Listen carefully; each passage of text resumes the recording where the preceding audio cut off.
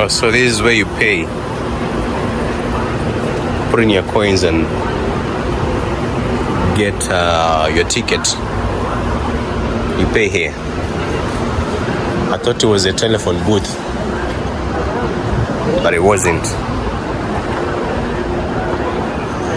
It wasn't a telephone booth.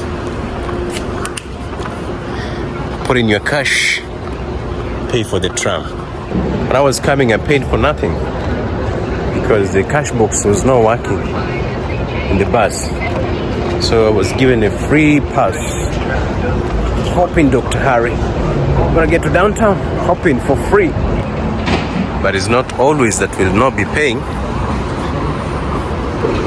Carry money with you, because when the cash box is working, you have to pay.